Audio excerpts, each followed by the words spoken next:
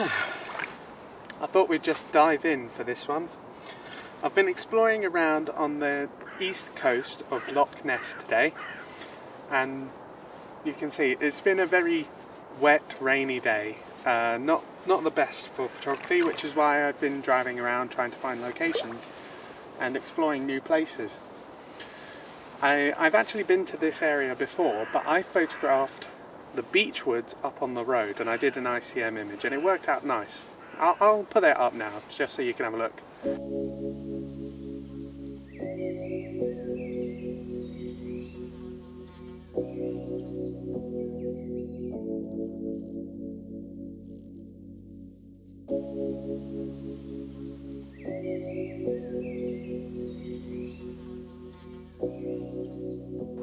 But today I've come down onto the shore.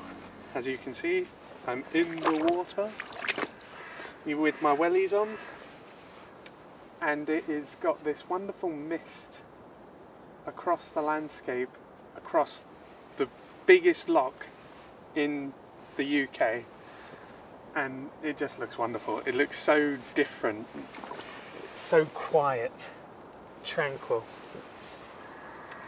So I've got on my polarizer just to cut down on some of the reflections of the clouds. I didn't want to cut them out completely because they are an important part of the composition. They add to that essence of quiet. I've also got my 4-stop soft grad on, and I'm getting an exposure of 0.3 seconds at f11 ISO 100, and I think it looks great.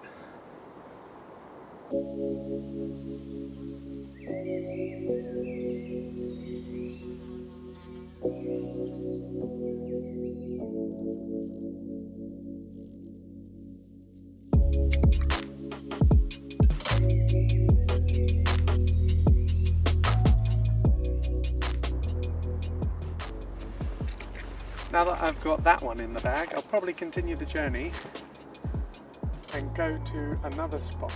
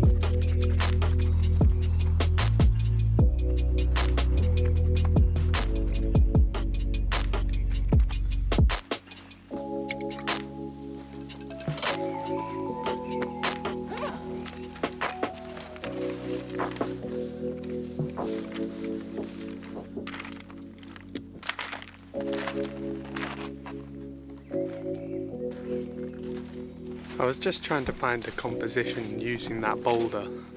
As I made my way along the beach, the boulder really stood out to me, but I couldn't really find a way of framing it up with the landscape. It just looked too heavy and too big in the frame, or it crept into the horizon on the other side of the loch. There were several reasons, but it was quite difficult to frame it up. But I was just intrigued by the shape and the colours of the moss. Day's not over. I'm going to continue on and go look for some other spots to photograph from. I've come round to where I wanted to come to next, but the whole landscape is in cloud. The cloud is just sitting where I want to be and where I want to be photographing. So I'm going to sit tight for a bit in the car. It looks to be improving a bit now. There's some break in the clouds. I still can't see the landscape that I wanted to photograph, but where I wanted to be has cleared amazingly. So I'm going to put on my waterproof and head up the track and see what the weather does. Oh.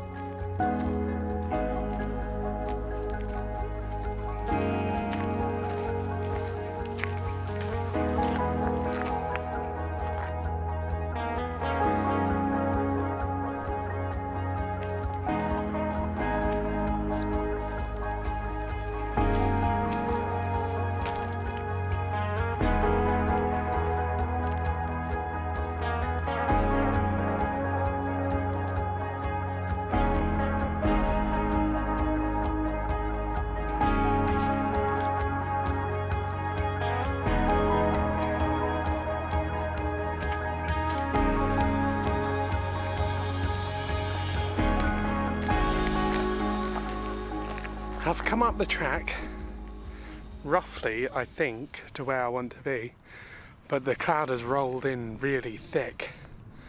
I can't even see if I'm about where I want to be to compose a shot, if and when the clouds do get a little bit thinner. So basically, over here, in the clouds, there is a loch. There's some forest, there's some hills, and so I was hoping for a little bit of mist to help aid separation and to lend a bit of interest to the composition. But this is just proving too much. I can't even see the loch, so as I say, I don't know if I'm in the right position for any composition. I'm gonna give it a few minutes, but I think I might need to go to my plan B for this video. My car is down there, somewhere down there. You should be able to see it. But here's the funny thing. All of my weather apps do not say it's foggy here, even though I'm standing in fog. I cannot get these apps to work well in Scotland. It's so isolated to individual square meters practically. So yeah, I think I'm going, there's about a half hour of daylight left, and I do not think these clouds are going to clear at all. I'm going to do something a little different, something I haven't done before, but I think it will work out better than trying to stick it out here. Okay, so you saw that did not go to plan at all. I was expecting to go to several different locations around the east coast of Loch Ness, taking, like I normally do in the field videos, just going out and getting some pictures of various locations, various styles, whatever I came across and whatever I felt worked on the day. But that's not what happened on that day, unfortunately. To be perfectly honest, there was not a mention of fog in the weather forecast or low clouds, or in that case. It did say there was going to be rain, but I've done photography in the rain before. It's not a big issue for me, to be honest. You have to deal with it being in Scotland. And so it was a bit unexpected.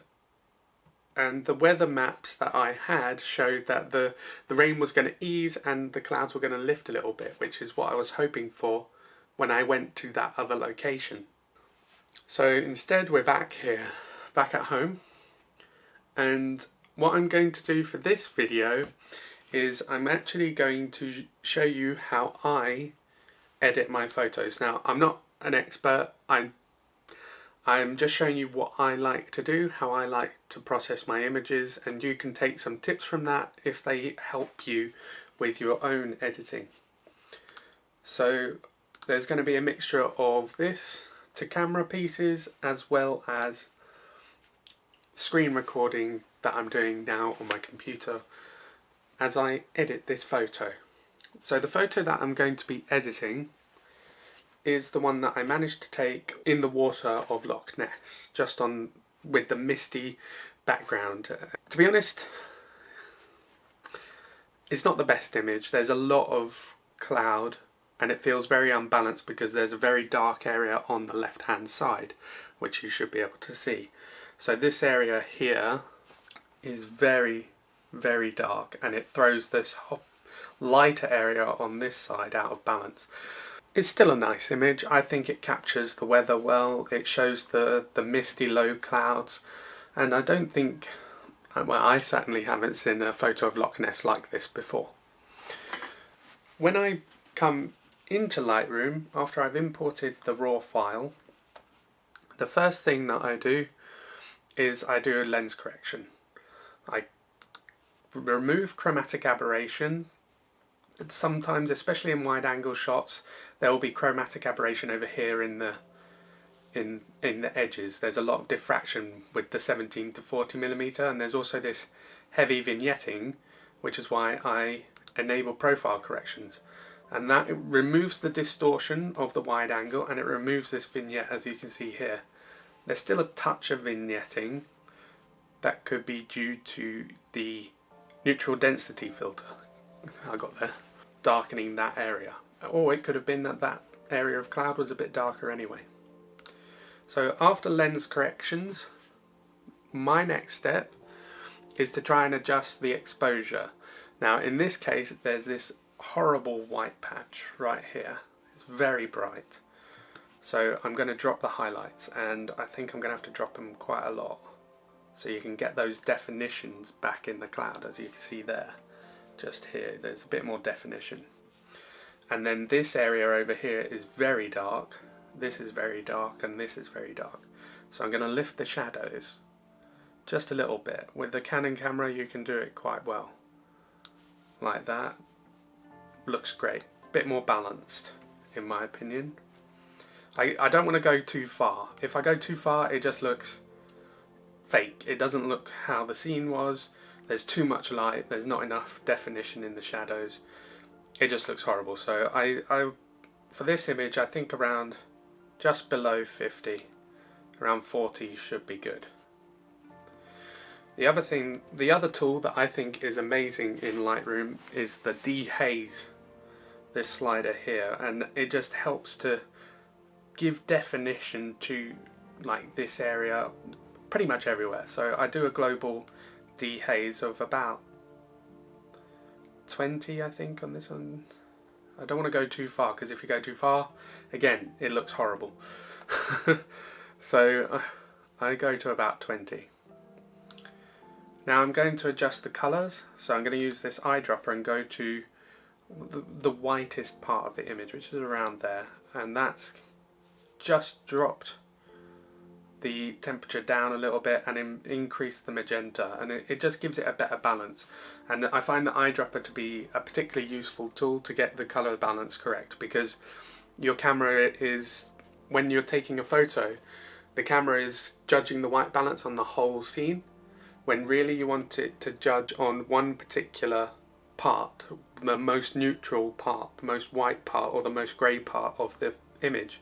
So being able to adjust that in Lightroom is really useful by just taking your eyedropper and selecting the area that you think should be as close to white or grey as possible. That's the first part. My next step is to see if I want to make these greens a bit more vibrant and just to increase the colour of the image, because I think it looks a bit grey. So I'm going to increase the saturation but by a little, not a lot, because again, you see this with a lot of photos, especially on Instagram. They push it right up to something like that and it's just too bright. It's too, I mean, look at that, that's so orange. It's unrealistic.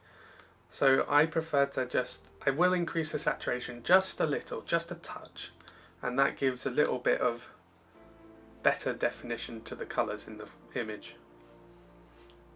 And then I will also increase the vibrancy, and the vibrancy is basically the colour luminance. It makes the colours brighter. It doesn't make them more colourful. That's what saturation does. So I'll for this image, I think I'm going to increase this more than the saturation. Not that much. Probably about there. Just to bring out the colours, especially around this area and here. Just a little bit. You don't want to overdo it with editing. Just have a sip of my coffee. This image is still very bright in this area here, which I don't like at all. So I'm actually going to go to my brush tool, and that way I can select the areas that I want to darken and dehaze and not do it for the whole image, which is important, and it's really useful, this tool. You can use it for all sorts of functions. So I'm just going to click on this here, the show selected mask overlay, and that means I'll be able to see where I'm brushing. So at the moment it's on dodge, but it looks like that. I'll just remove that. Now the tool that I'm going to select is darken and dehaze. So what that does, if I click on it, it's going to adjust the exposure and it's going to increase the dehaze. So it's again going to add more definition to this area in particular. Now I want all of this area, all of the lighter part to be a bit darker and to have more definition, because at the moment there's just too much reflection on the loch. There's too much brightness in the cloud, so I'm going to go massive with my brush and just go right up like that, and I'm just going to paint this whole area. That looks good. And if I go to 1:1 and just have a look you see at this diffraction, that's from the lens here. It's one of the reasons why I really want to change my lenses, to be honest. And then the other thing you can do with this brush tool is hit erase, and that means I can target and remove it where the mark was just crept over where I don't want it into this darker area. Here, like that. Like that. So that's given me a big old area with this dark and dehaze brush. Now if I just show you what it was before and what it looks like now, that's a lot better, a lot darker, more definition in the clouds, and you can adjust these factors for that layer. So when it's selected like it is there, if I adjust it, it does the adjustments to that brush area only, like that. That's obviously too much, but I might just creep it up a little bit. Yeah, that's much better. There's a bit of darkness on the leaves, so you can see all this diffraction in the corners. But what I am just doing now, just before I finish, oh look, there's one, and that is spot removal. There's some sensor dust. Got to be careful of that. Might have been something on the filter, there could have been something on the lens. There's a million ways that it could have got dust on it. So what I'm going to do is I'm going to check through the whole image for any little spots to remove, and we'll move on to the next part once I finish. So what I actually do for printing my files, instead of using Adobe Lightroom, which is not necessary, I export a file. So I'm going to export this as, I have a print profile here. So I click that. What does that entail? Well, I have it set at an image format of a TIFF. I don't need it in I don't want it in a JPEG. The TIFF gives it a lot more definition. The color space, now I used the X-Rite iStudio to provide ICC profiles for all the papers that I use. So I can actually select the color, the ICC profile of the paper that I'm going to use, and that helps me get a better color rendition, in my opinion. Again, I'm I don't know if this is how other people do it, this is how I do it.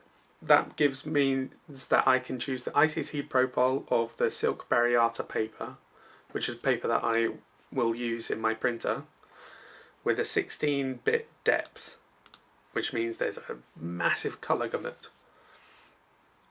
The resolution at 300 pixels per inch, and I sharpen for matte paper, just the standard amount. I could choose, because Bariata is a bit glossy, I could choose glossy, but I don't think it needs it. So before I send this file to printing, I do one thing a little different, and that is the fact that my light is gone out. So to prepare this image for printing, I just have to adjust the exposure value. What I see on the screen is not how it will look on paper. And through some experimentation, I found that a simple adjustment on the exposure by half a stop brighter, by increasing the exposure by half a stop, I will get an image that looks closer to what is on my screen on the paper. Now, there's probably a much more technical way of doing it, but I'm printing for myself right now. I'm not printing for anyone important or a client or anyone else who is buying a print.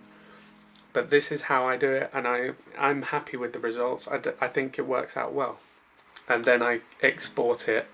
So then I have to open the Canon Professional Print and Layout.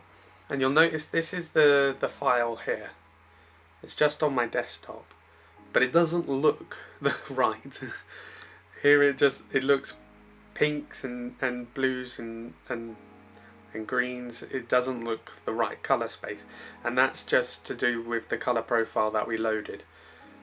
But the colour profile, the benefit of using the colour profile of the paper is that the Canon software doesn't need to convert it. It's already in CYMK colour space.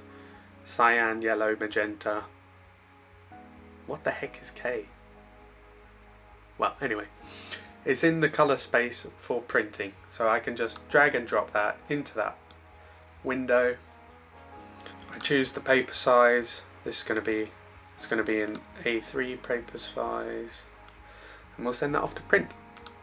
So now it's time to print. I'm just going to stick on some lint-free archival gloves to handle the paper. That's just to try and stop any fluff or anything getting on the paper which can ruin the print. I'm using this Pinnacle Premium Fine Art Bariata paper. It's 300 GSM A3. 300 GSM means that it's a bit heavier weight paper. It feels almost like card, and I use this paper actually for gift cards and postcards as well. So open this out and then slot it in the back here. Make sure the guides are all down. Good. So that's the paper in. Set in the settings. Now I just have to press print, and there we go. Now it's just a case of leaving it to do its thing, and this is going to take a little while.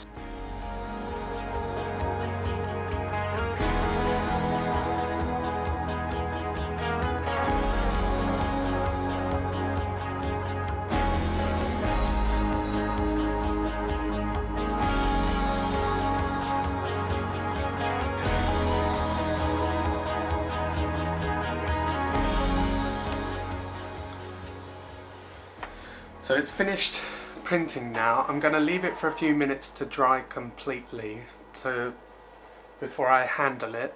So it's just going to sit there. And then I'll take it through to the living room, which has a lot of natural light, so I can examine the print and see if I've made any mistakes. Yeah, I'm just looking over the print, just seeing if I've got any blemishes, any spots that I missed, anything wrong with the print, and to be honest, it looks pretty darn perfect. The diffraction in the trees is a little bit distracting in this print, to be honest, of Loch Ness. but if it was up on the wall and not here in my face, you wouldn't notice it. You wouldn't notice it, honestly. But yeah, I'm happy with how that turned out. I'll just put some new batteries in my LED panel.